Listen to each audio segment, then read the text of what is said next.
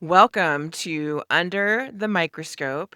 I am your host, Jenny Germano. Thank you so much for joining me today. I am really excited about today's episode. I always get super pumped when we do the Operator Series.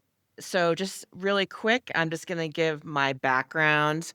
I got my start working in the cannabis industry in 2009 here in Colorado. And I was working in vertically integrated facilities for about 6 years, and then in 2015, I founded my company, ICS Consulting, to help operators get ready and to jump into this industry and to be successful. So, I wanna introduce my guest today. Let's give a warm welcome to Jennifer McGuire, and she is the COO and co-founder of CAMP Cannabis in St. Louis, Missouri. Welcome, Jennifer. Thank you, Jenny. I am so honored to be on this podcast. I really appreciate you inviting me. Yeah, no, I'm excited to have you to talk about your company. So why don't you go ahead and just give us a little bit of your background, what you did before cannabis, and then when you got into it? Yeah, absolutely. I started enjoying cannabis, I think, as a lot of people did in the world in their late teens, and I used it during college, loved it, learned about it through a college class called Drugs, Politics, and Public Policy, and just had my life for a while. Became a nurse in 2012. Before that, I was in politics and did a lot with that at the Capitol in Jefferson City, and then switched gears after the recession in 2008 and 2009. Yep. Got my nursing degree, started on the floor working with patients. I worked on an epileptic floor and an ortho floor, and the patients who I was meeting, they were telling me they were smoking weed for their migraines. Yeah. And I was really intrigued by that because my mom had breast cancer, and I knew that it helped for nausea for cancer patients. And so I'd volunteered to help get her some and make some brownies for her when I was younger. But as a rule follower, she would not sign up for any of that. I just was in nursing, and in 2018 was on vacation with the other co-founder of Camp, and she mentioned she wanted to start a medical cannabis company. So I said, "Hey, can I do it with you?" And she said, "Yep." So our adventure began then, and it was actually the day before the election in Missouri for medical being on the ballot. So when we got back, we had the election, went and voted. It passed, and we stepped into high gear. And I had met a couple from Arizona. They were grown for patients, they were caregivers. And we reached out to them and said, "Hey, we just want to know about the industry. We just like to talk to you about it a little bit." And they welcomed us with open arms. We flew out there in December of 2018 and met some other key people who we brought with us during the startup phase and the first part of the operational phase. And we just basically started drinking from a fire hose in 2018. We were working in tandem. I was working more on the people operation side. She was working more on the fundraising, bringing money inside. And we met different people. We had one person help us with our application to write it. We were writing it at my partner's dining room table in St. Louis, just three people, no big conglomerate of anyone there. That's amazing. And it, it was a really long process, a lot of late nights, but obviously we wrote the application that the graders felt would be a good, viable business in Missouri. We found out day after Christmas in 2019 that we got the cultivation license, and that was really special. And then later on in January, we found out we got the manufacturing license. Went from there, and it's just been an absolute roller coaster. That's incredible. And are you guys now currently medical and adult use on your cultivation and your manufacturing license? We are Okay, absolutely, yeah. We applied for the comprehensive license, so great. we do both. That's amazing. That was a tough round. I was helping writing applications in 2019 in Missouri, and not everybody won. And so, congratulations. Imagine all these people that spent hundreds of thousands of dollars, and they had all these big companies writing their application. And I love the story that the three of you were just at your dining room table, probably working till 3 in the morning or something, like getting your application in, and then you were awarded a license, which is great. Those are the kind Yep, of stories I like to hear. It was absolutely grassroots and it was daunting. We had other people who we had met in the industry and we were reaching out to them, finding out how they were doing with the application writing. And a majority of people did have a lot of support behind them. And it was a great accomplishment, I think, when we found out. Yeah, I mean, that's incredible. I'm gonna go ahead and dive in. What were some of the challenges that you faced on the road to get operational or just even like challenges that you might have faced with the application? Obviously, it was just the three of you. Did you have to Mhm. deal with like deficiencies or anything like that with the application? And then that whole process to get operational, going through your inspection, and then Missouri, the state was going through this for the first time on the medical side, so they had a learning curve as well. Yeah, with us being so grassroots, I think funding probably was the most difficult challenge for us. We did start out and had chosen a construction group, and we really didn't get very far along with them because it was such a new industry here. We didn't really feel like we had the confidence with them to build a facility that we wanted. So we interviewed other groups and ended up going with a different group out of Florida. And I don't know if that was the best idea as well. Here we are. And I would say also just having the right people involved with us because there are a lot of people in the industry who have experience, but they don't have great experience and they still want to share that with you. And so I think just knowing, being able to trust the people who we were with, that was a challenge within itself. But Yeah, we were lucky in that the attorney who we worked with had a very long pedigree of application writing, and she knew a lot of people in the industry all around the country. So she put us in touch with some really good people for our application who have stayed with us, who we've still consulted with and contacted. And so those relationships have been great to maintain those. But yeah, I would say probably the other kind of challenge that we had too was even just finding space. We ended up and this is before we had to have the space available for writing the application. And so I think there was a big push of a lot of people to go out and get those industrial sites early on. So the site that we have was designed as a cannabis condo unit, and it was supposed to have 6 different entities in it. There are 4 groups in here now that grow or manufacture cannabis. That was another kinda great thing just to be in an area with other groups. But the challenge, yeah, the biggest challenge was absolutely money. that's helpful, and that's why I ask these questions because in case somebody new who's listening, everybody's challenge is different, right? It could be funding or it Mhm. could be the location, and maybe they had challenges with their application or security. One thing is you guys have a great brand. I will say I love camping.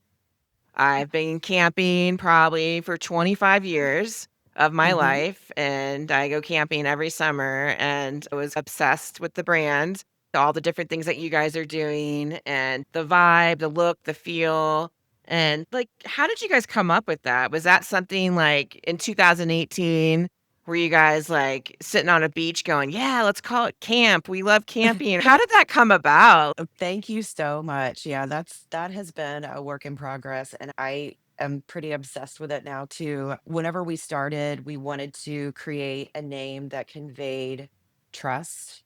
And what's more trustful than a nurse in the medical profession? I Yeah. think nurses are the most trusted career or industry as far as what people have to deal with. And with it being medical, we really wanted to be able to convey that. So we came up with the acronym of Certified Alternative Medicine Providers. Oh, So got it's it. CAMP.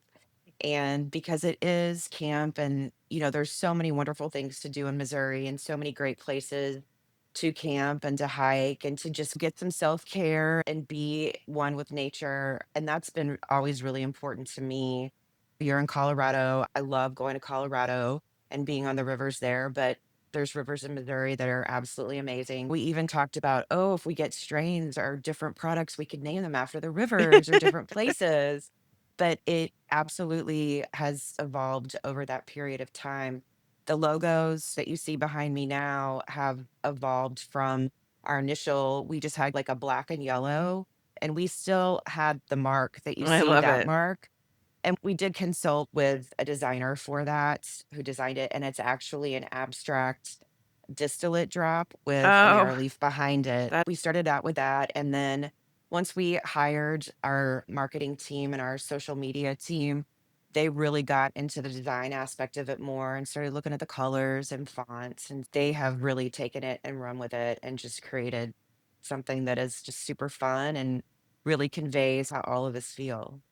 Yeah, it's fun. It pulls me in. I like marketing and branding that is not super like content heavy, but has a good vibe and feel, and it's simple. I love it even more knowing now that camp, the acronym, there's like a meaning behind what camp Mhm, means with the nursing and the medical and the patients. We love the outdoors too, and we're passionate, mhm. and I think that's great.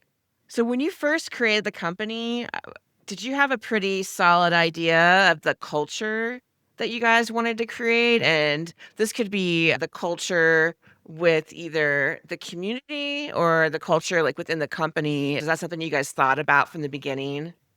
We did. We were very intentional with it. I personally really felt very deeply about not only creating a community in the area where we are and really recruiting people who live in this area. We are located in a socioeconomically depressed area, and there are a lot of people here who are very interested in the industry, who have a lot to give, who are incredibly lovely people. And we wanted them to come feel safe to work in this environment. We wanted people to feel respected.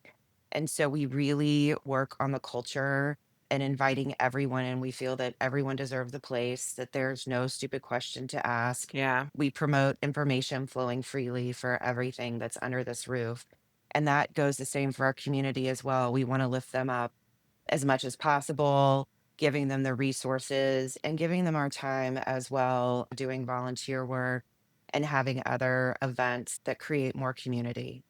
Since we're talking about it, we're talking about community. So, how vital has it been for camp to be involved with the community? I went to your LinkedIn page and you guys had this Mhm. awesome list of all your pop ups. And I thought, oh, wow, Mhm. that's really cool. Not only were you doing pop ups, but you were doing events, like community events, and I really appreciated that. And so, what's the Mhm. whole idea behind that? Do you have somebody on the team? Are you guys creating the events or are you getting invited to events? Who's curating all that? Is that your marketing team? Our marketing team is heavily involved in that. They will create the events. We've got several brand ambassadors located around the state who will go and hold the pop ups. And then, as far as the events go, we've got a lot of really great dispensary partners, and they'll have community events that they want to invite us to because they understand that our ethos is a lot like theirs. And even though we are located in North City, our presence is all over the state. And we Yeah. want many communities to know that not only do we care about them, but we want to provide them helpful medicine to improve their quality of life.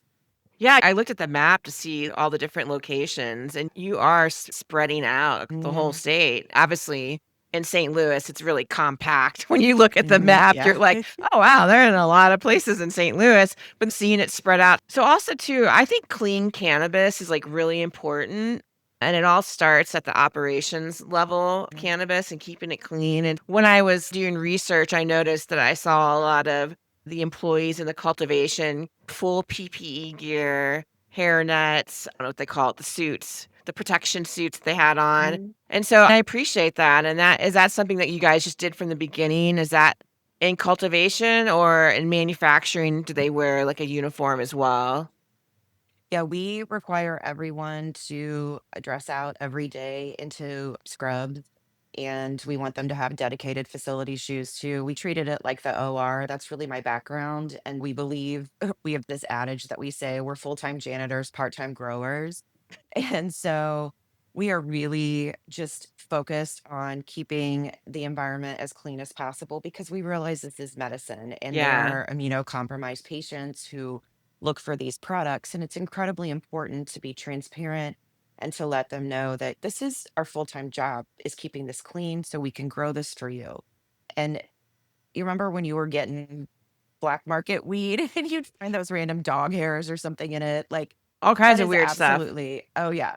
That's that we've evolved and we've gotten past that, and so we understand now that clean cannabis is really where we want to be. Yeah, everybody's got scrubs, hats, bouffants, booties. We've even got beard covers for the Yeah. guys in the lab, so, yeah, we're very serious about it. I'm a big fan of having clean rooms and shoes that never leave the facility and the mats and all that. I'm super crazy about it. That's because I've spent a lot of time seeing not clean cannabis. And in the Colorado market, I experienced not a lot of clean cannabis and dog hair and seeing these cultivation facilities where you thought, oh my gosh, I'm definitely not buying this in their Yeah. product after leaving this facility because it's not clean enough for me. I would say half the industry, they're doing what you're doing, but I don't think all cultivation facilities are like that out there.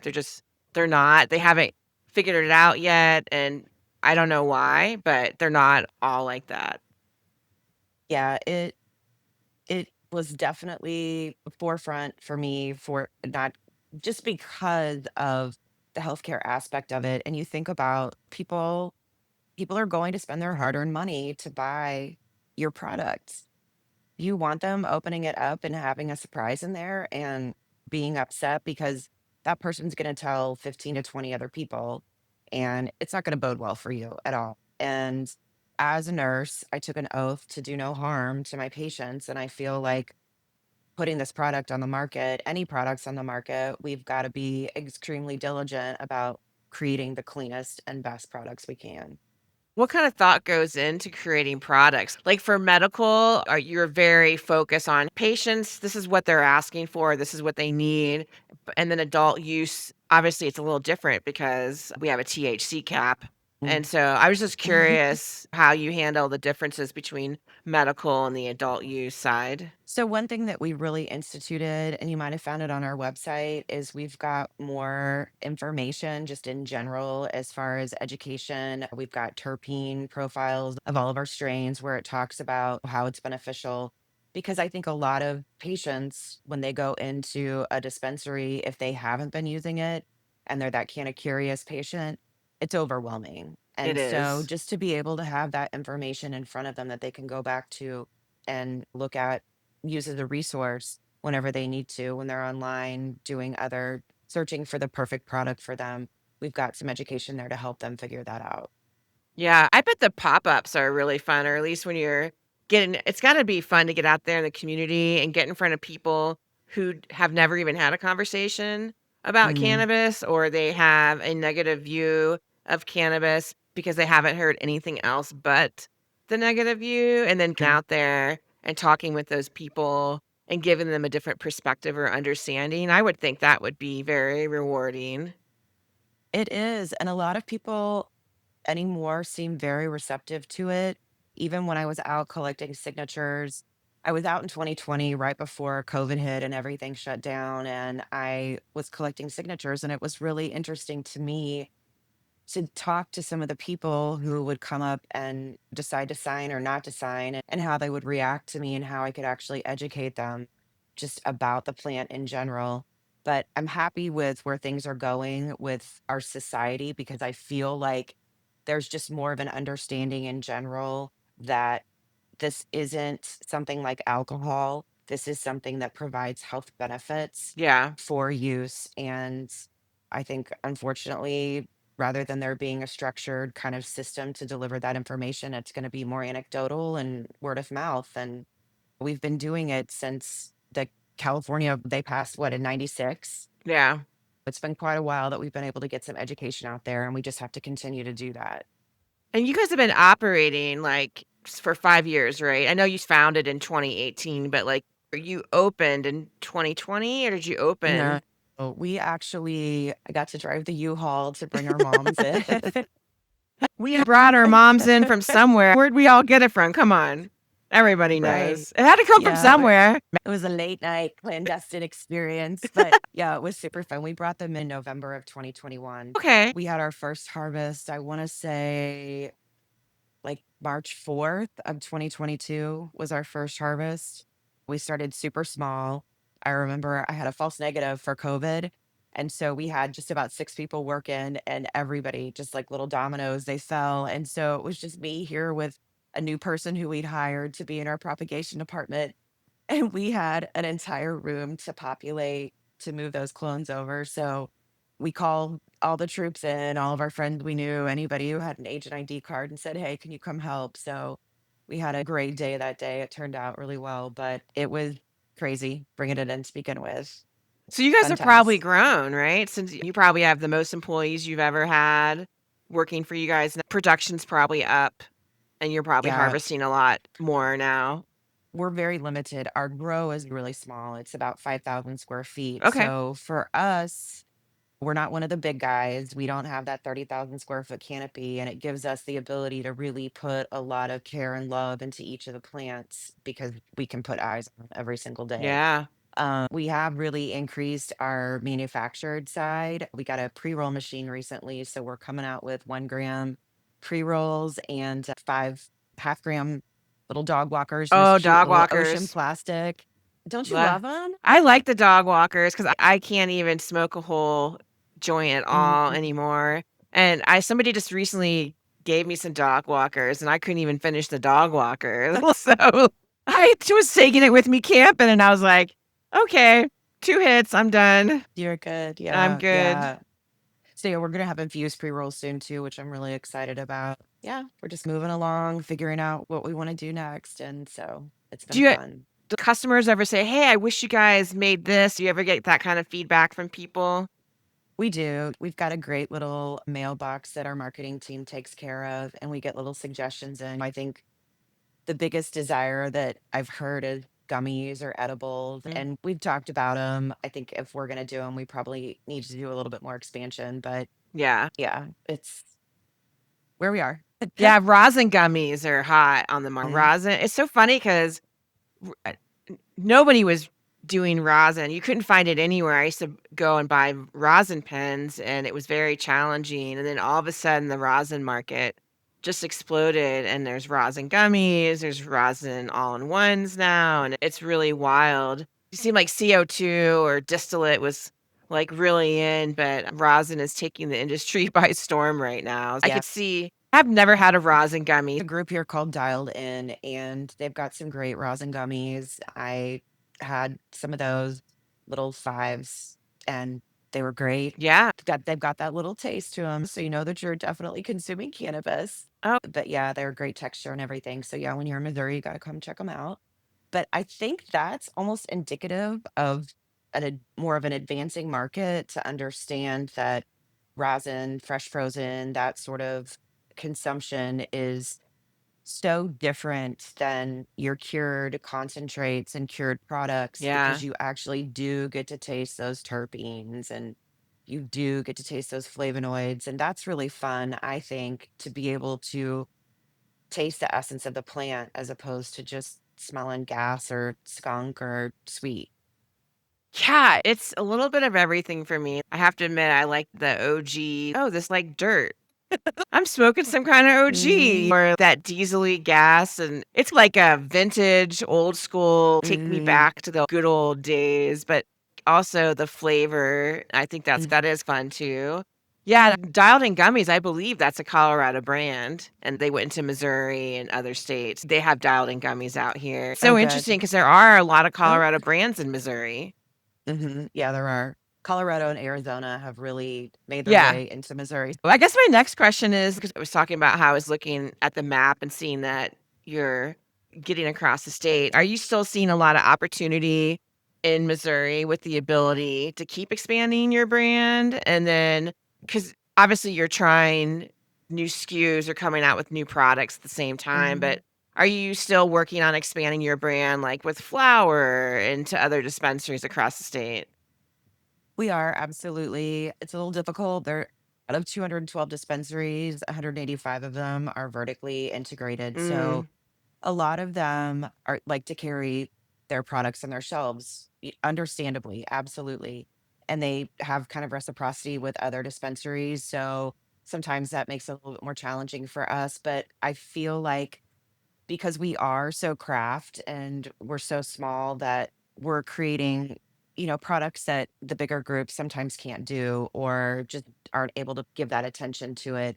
And so we've got several verticals that we're talking to right now to get in with them, but it's exciting to be able to move into the market because even the state is still they're still awarding licenses for appeals. We've still got new groups coming out, coming into the industry, and that's some amazing. groups. Yeah, it is. It After really all this is. time, there's still appeals there's still people are still in Mhm. those moving through those lawsuits? Yeah, they are. Wow. Yeah. And it's exciting too because you read, or at least I read recently, that Missouri's one of, if not the top market in the country. So you've got all these eyes on you and people who think I'm ready to expand. And so it is exciting to be in this space with all of these groups and really forge those partnerships just to move ahead and to get the best products out there for consumers. Yeah, that's amazing, and then you have the micro businesses, Mhm. which I know is it seems like it's always just slow moving no matter what. Every state, there's always some kind of hurdles, and so they're gonna have their own little micro market, understanding it's micro to micro in Missouri, except for testing. Obviously, they send their stuff to get tested in at a commercial lab. There's no micro testing facility. It'll be interesting, like, once they get through that cycle and get everyone where they need to be and people get Mhm. operational, what happens with that micro market? Yeah, I think it's gonna Yeah. be really exciting to see how everyone comes up. I know there's a group out of Kansas City, that the dispensary that's actually operational now. Oh, And there's a cultivation that's been going for a while as well, that they've been able to supply them with products. So I'm just ready to see more open, and been talking to some people about how we can potentially help them with the space that we have here too. I don't know, maybe something will pop up with them. yeah, and then also too, I wouldn't be surprised if a lot of people in Missouri are eyeing Kansas and just saying, "Oh, let's expand into Kansas." Just Yeah. bordering states and just the excitement. I have some clients waiting for something to happen in Nebraska, Mhm. whatever the bordering states are where there's really nothing going on. I know people are in Colorado are waiting to like, hey, I might go, maybe I'll go to Kansas or Nebraska or one of these places and try to open a medical facility. So Mhm. yeah, it's always interesting to watch the expansion and the growth in other states and then what's happening in your own state. So I wanted to ask about marketing. I know we talked a little bit at the beginning about your brand. Like, what kind of marketing challenges have you guys had? It's very challenging. I recently had a client, his Facebook page got shut down. I've had my Facebook Okay. page shut down about 2 years ago. It was up for 8 years with 8 years worth of content, and every time I get on LinkedIn, I see another company whose page got shut down or Facebook or Instagram, and Mhm. so how are you guys navigating those challenges? Obviously, you have the website, you have great branding, but how are you navigating social media? That is a great question. We have lost numerous pages, and Mm, our social media manager, she's lost her own personal pages too, yeah. just because she's been tied to us. So it's been traumatic for her, just trying to figure it out. And we've hired those consultants as well to help us, and then got taken down after that, even. So we are really looking more towards just direct marketing, working with the dispensaries, doing texting kind of marketing, direct to consumer marketing, as opposed to really trying to do any social media. If we can do collabs with dispensaries, there's some that have been able to keep their pages for quite a while.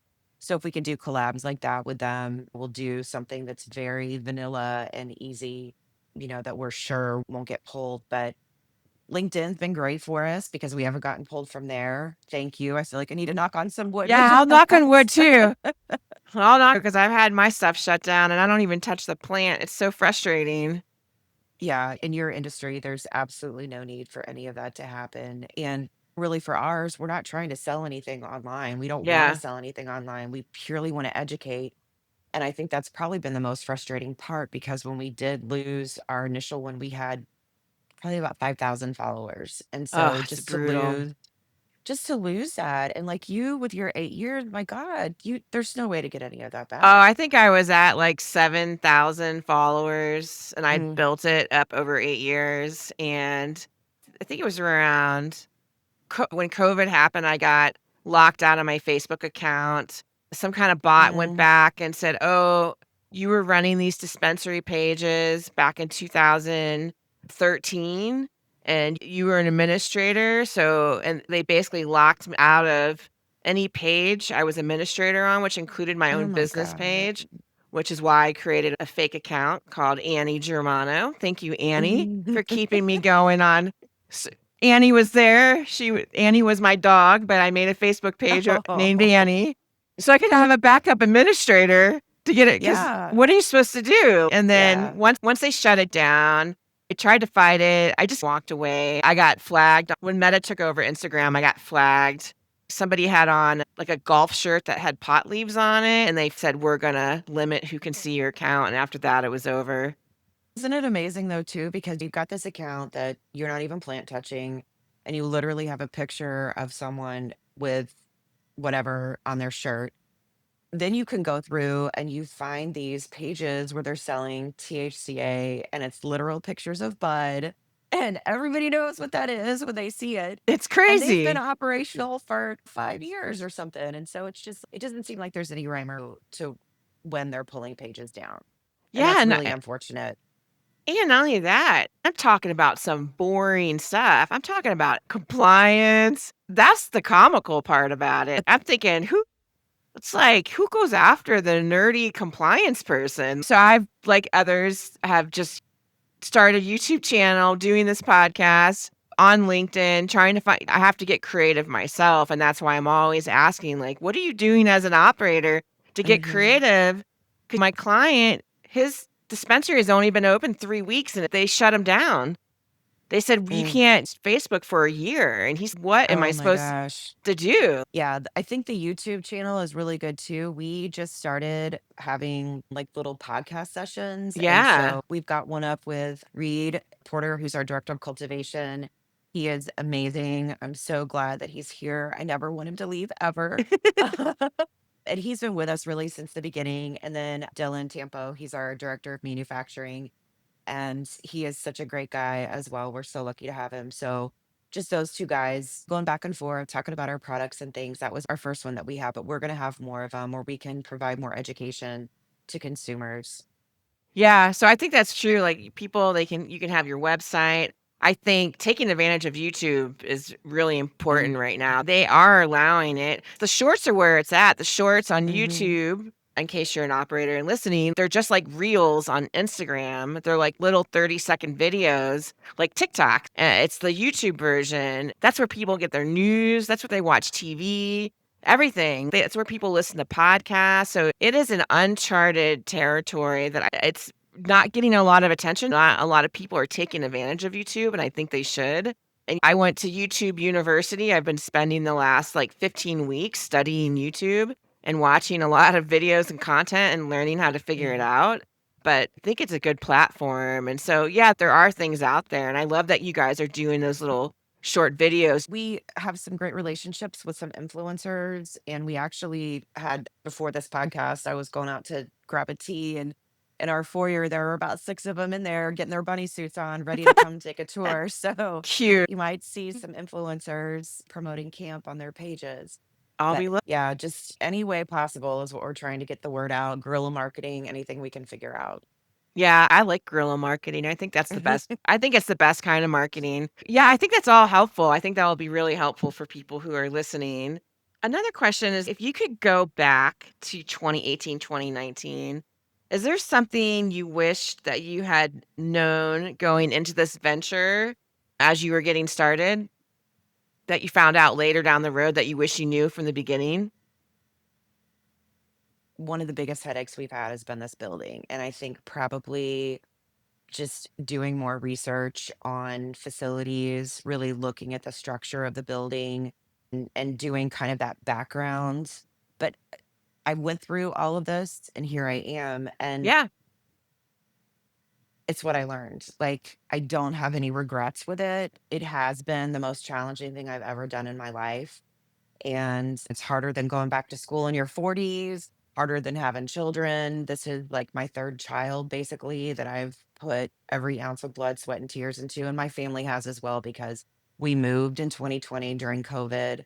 My daughters had to start a completely different school and leave all their Wow. friends. I think probably if I could, I probably would just go back over everything and say, okay, this Yeah. is what I would do differently, because it's been such a great educational experience, though. And I've learned things absolutely not to do, and some things that work super well, and I'm going to do them until the day I die. I think that just is par for the course with the industry, because it's so dynamic. It's literally changing every day. And we always joke around here that our favorite word is pivot. Yes. Oh my gosh. That I felt like, yeah, that pivot was like 2020. welcome to the new Mhm. word, pivot. Yeah. And like, we've been pivoting ever since 20 Mm, been pivot, pivot. So that it's good because honestly, I think to be successful in the cannabis industry, you have to be able to adapt. Pivoting is just saying, oh, okay, we have to now face this challenge and we have to adapt to what is adversity, really. mhm, And I yeah, think that's what you need, and that you really did highlight on something I always am talking about, that this industry is not easy. If you think you're just gonna come in and make a bunch of money and sling weed and it's glamorous, mm. it's just not. It's really hard work. You are in temperate conditions that are difficult to maneuver. The people in the garden and in prop, they're working in 80 degrees day in and day out. It's humid in there. It's super bright and they're moving plants. They're pushing barrels that have water, whatever in them for the plants. And so it's hard work. It's indoor agriculture basically. And I agree with you that it's not glamorous. It is great because you get to create something and you get to nurture something. And that part is wonderful. But yeah, it is absolutely difficult. Yeah. Since you used the word pivot, one of my questions is, since you've been operating, you are facing daily challenges. And I only ask that I know the answer, but I want to bring this up because I want people listening to have the reality check that once you get operational, it's just not like a garden of roses, that you do have challenges like in the business than Mhm. on the business, right? Like the what's going on executive level and all the stuff that you guys have to do to work on your business. But then Mhm. the end part is the operational part, and that you guys are constantly probably having to deal with challenges and try to fix things or address problems or, like you said, pivot. Yeah, absolutely. I was talking about our increased manufactured products recently.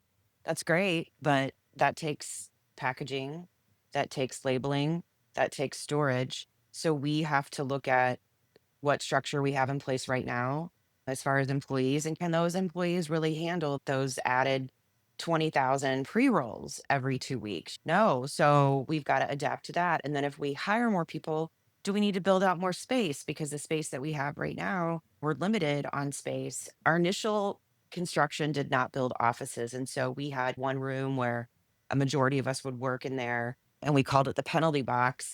So I we, love that. yeah. Oh, man, that's great. So we decided we're going to go ahead and invest some money in the company. And we had an area where we had offices built out. So we've got those functioning now and we've moved up there. And the penalty box is going to be used for another function of post harvest, which is great that we had that available. But there's always a consideration to be made for your initial idea. Yeah. And then you might miss a step, 5 steps down from that and realize, oh, we didn't even pay attention to that. And that's going to prevent everything from happening. So it Can't is move forward till you figure that out. no, and you've always got to have kind of that present focus that you have, but you also have to have that 500-yard and 1,000-yard focus as well, long term. So you're directing your ship to move in the right way, in the right manner.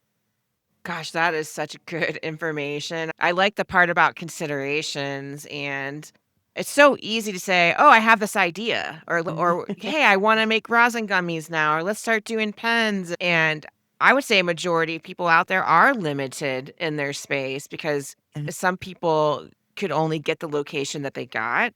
Some people got locations that were too big for when they were starting, but they knew eventually they would grow into it. Maybe they're not even growing into it. They have all this empty space, and then you have other people that are maxed out in their space, and then you have to get creative. And I think no matter which situation that you're in, you have to consider everything and how that one choice is going to affect like 30 other things. Really does. Yeah, the efficiency or how it affects employees doing their job and Mhm. the cost of packaging, just the cost to get new packaging and branding and marketing and all that stuff. There's a lot of considerations. And I'm so happy that you brought that up because I think that's important for people to hear. And wrapping up, my final question is, if there was one thing that you could tell a brand new operator getting ready to get on this wild ride in a new market, what would that be? I would say get some people with you who you implicitly trust. And it might not be people who you've known forever, that people who are wanting to get involved with you Yeah. just to make sure that they're going to actually help you and not harm you. And also listen to your gut. If your gut's telling you something and you've got an advisor telling you something else, listen to your gut. That will help you a lot in this industry. It's a challenge, but it's also unbelievable, and you're going to meet some really great people along the way who are going to absolutely positively impact your life. Yeah. That's awesome. It's like my head versus my heart. Like, I should probably follow my heart. 'Cause sometimes I get in my head and it's not always the best, and like that, listening to your gut, because I think sometimes you can be so excited about being in the industry and getting opened, that excitement taints your judgment, and then you'll tend to overshoot things and be like, "Dang, I totally Mhm. didn't see that, or I saw it, but I just went right Didn't past think. it because I was looking way up here and I wasn't over here," and that is a really good tip. I really appreciate you coming on. This has been really fun. I think you have provided a lot of valuable information, as an existing operator and what you guys are doing and the brand. I wish you nothing but great success in Missouri, and I just really appreciate you being my guest. Thanks, Jenny. It's been super fun. I have loved getting to meet you and to talk to you about this. And I'm excited that I know you now so we can talk about a lot of different stuff off camera.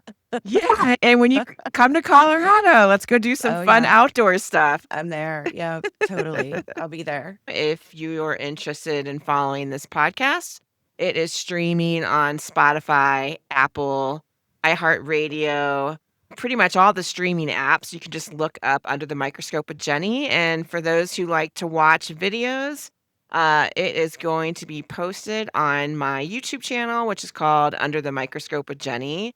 So thank you to all the listeners for joining in and our amazing guest, Jennifer McGuire from Camp Cannabis out of St. Louis, Missouri.